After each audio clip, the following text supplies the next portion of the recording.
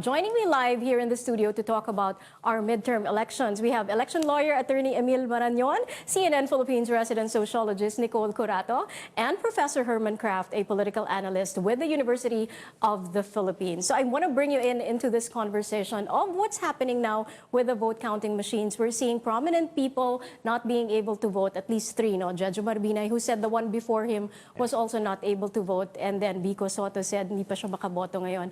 Also, Senator Grace Poe. But then, during the testing, nangyayari naman din talaga ito. What do you think?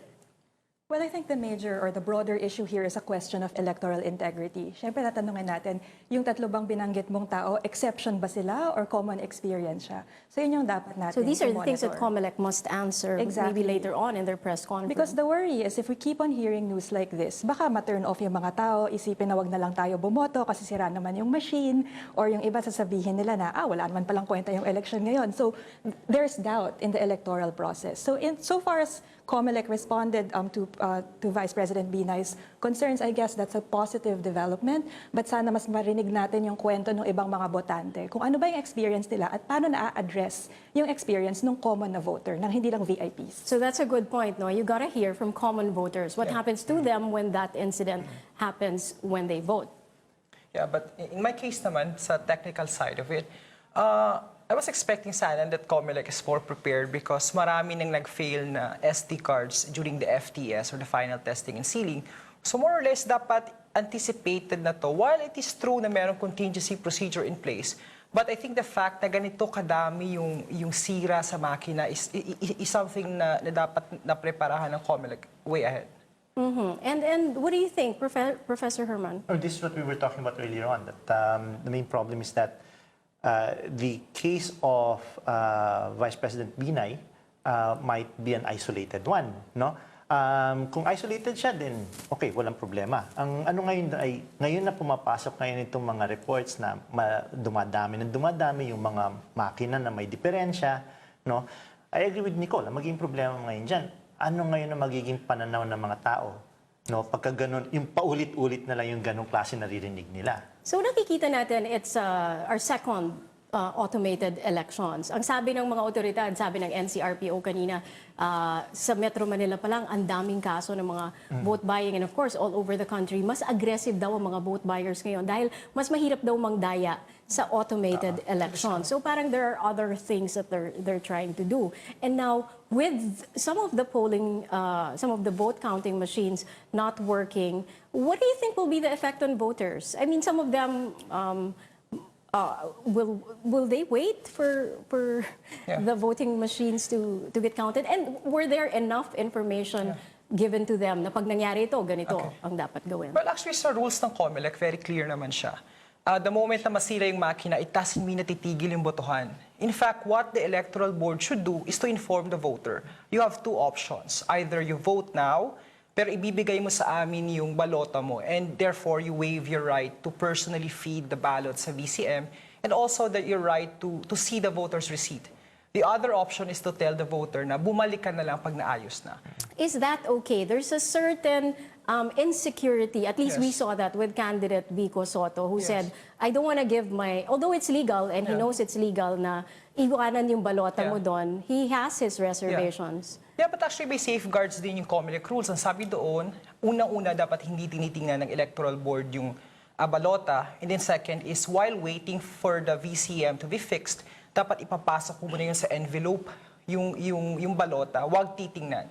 And then you wait until the time na maayos at saka i-feed din.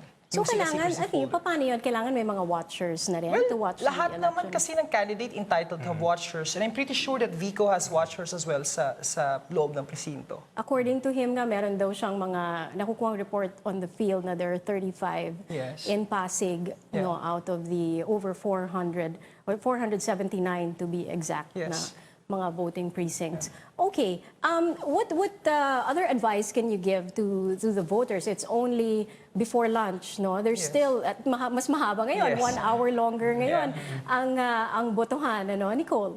So I think first and foremost, don't give up on voting just yet. So pag may naririnig tayong ganitong balita, sana yung reaction is, ay, wag na lang ako boboto, nakaka-discourage. Actually, it's an invitation to be more vigilant, na tumulong magbantay ng boto, tumulong mag-report. Ang dami namang avenues, right? So you can use social media. It's very helpful because we also, here at CNN Philippines, we're monitoring what people are saying online. We have an entire research team dedicated just to monitor what people are saying online.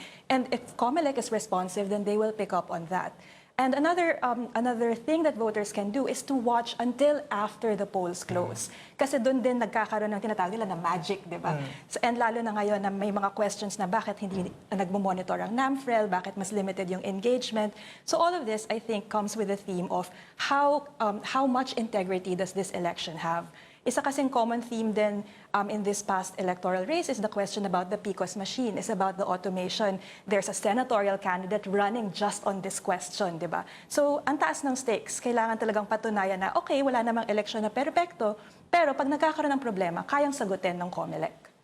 So kahit na kanina nire-report ng authorities ng PNP at ng COMELEC na there are 60% lower daw ang incidents ngayon ng election-related incidents, no, or violence. So 60% lower than the same period in 2016. But that's not enough. No, it's not enough. The elections would have to be credible. No? And so far, that's the hanging question, and that we have to be vigilant. But being a lawyer, ito, kailangan nating malaman ito because some of them have not yet gone out and vote. So pag nangyari sa kanila ito, dahil hindi ganun kalaki yung information campaign ng COMELEC, kung sakaling mangyari ito sa inyo.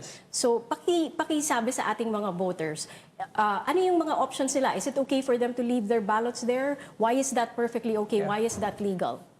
Well, nakalagay naman sa batas na they have two options and there are safeguards in place naman. Either if you choose na mag-aantay ka or boboto ka at yung teacher na yung magpapakain sa makina. Siguro, our elections kasi run on trust eh. Una, tiwala mo sa makina, tiwala mo sa COMELEC at tiwala mo dun sa electoral board. So precisely yung sinasabi natin, despite the fact of a lot of negative news ang lumalabas sa ngayon, but very important na magtiwala pa rin tayo sa institutions. And especially with our teachers, hardworking teachers to at saka yung COMELEC, buong COMELEC institution have been working on this in the past 3 years. So as much as maraming duda, but let's keep the faith and put our trust. Although hindi ko naman sinasabi na blind trust to, but we must as well be very vigilant sa lahat ng mga balitang naririnig natin. Actually, I just want to add on that. Maraming sociological studies that actually say mataas ang trust ng mga Pilipino sa eleksyon. Na despite the fact na ang daming balita ng vote buying, vote rigging, electoral harassment, nagiging ritual siya. So, mahalaga para sa mga Pilipino ang eleksyon as a democratic exercise. And we can see that with voter turnout. Last elections, we had an 82% voter turnout. So, the stakes are pretty high. And last 2013 midterm elections, 77%. That's also a high turnout. So, I guess this is an indication na kahit may mga ganitong problema, the trust in the electoral process remains. And we're just getting this news now. Vice President Jejomar Binay was able to vote already. After his ballot was rejected by the machine, he went all the way to COMELEC and PICC, and he spoke with COMELEC officials. There was a brief press conference when they said that they'll try to do something about it. A new machine was already there, and then they just have to evaluate his ballot and refeed it. So apparently they were able to refeed his ballot at nakaboto na po si Vice President Jejomar Binay. Ako doon, may personal reservation na ako with what happened, no? Because supposedly they're not supposed to give a special treatment to even although he's the former vice president, but at the end of the day kasi there are rules regarding the voting. Eh. In fact, there is a very specific grievance procedure the moment na rejected yung ballot mo. In other words, the teacher is mandated to put it inside an envelope and at saka i-label mo yun as rejected. In other words, hindi na bibilangin yun. But medyo surprising na ang ginawa ng COMELEC is to allow actually the Vice President to na kunin dun sa rejected envelope, which is for me a breach of procedure on the part of COMELEC. And Professor Herman, before we pause for a short break, we'd like to get your thoughts or your message at this point. Kasi ang isang bagay dito is yung mensahe na parang itong election ay nangyayari na hiwalay doon sa botante. Parang kung sinasabi natin na pagkatiwalaan natin institusyon, actually, dapat we have to own the institutions. Yung ano nga, nung ano, is, if we want, kung gusto natin na maging maayos ang kalalabasan itong eleksyon na to, ay nasa sa atin din talaga yung responsibilidad na yon di ba? Kaya hindi mo pwede sabihin na, pagka nangyari ito, ayoko nang bumoto. No? At nasa sa atin pa rin yung kasiguraduhan ng kung ano mangyayari dito sa eleksyon na ito. And the three of you will still join us, the special coverage of CNN Philippines in a while. Thank you to our guests today. We'll still keep talking to you later.